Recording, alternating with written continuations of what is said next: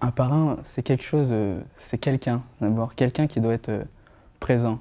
Beaucoup de gens croient que c'est juste pour donner des cadeaux, juste pour... Un parrain, c'est surtout quelqu'un qui est présent et qui marche avec toi, qui marche avec le filleul, quoi.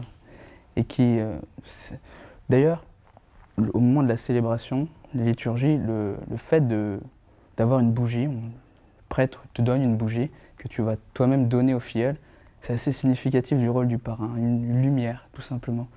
Une lumière discrète, mais une lumière présente quand même.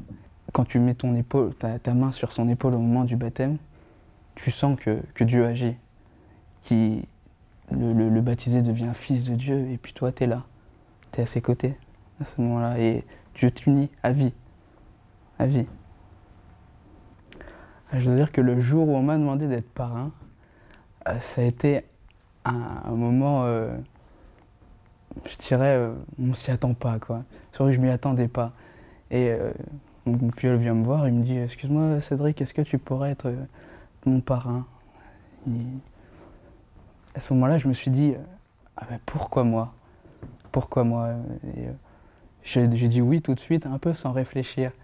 Sur le moment, sur le coup, j'étais vachement emballé. Et en rentrant chez moi, je me suis dit, mais qu'est-ce que t'as fait? J'ai dit, mais Seigneur, tu me demandes beaucoup là. Tu me demandes beaucoup. Tu te rends pas compte. Est-ce que je suis prêt? Beaucoup de questions. Et puis finalement, j'ai fait confiance et je me suis dit, pourquoi pas? Allez, c'est une nouvelle aventure. J'ai envie de l'accompagner dans tous ces moments forts, dans tous ces moments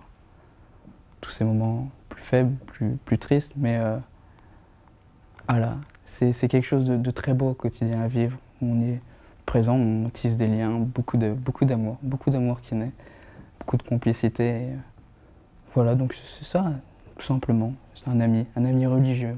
Le but d'un parrain, c'est d'amener à Jésus. Il faut de servir, c'est un peu servir la liberté de son filleul, l'accompagner avec beaucoup d'amour, mais ne jamais le ramener pour soi, toujours pour Jésus, toujours à Jésus, le laisser grandir dans sa liberté.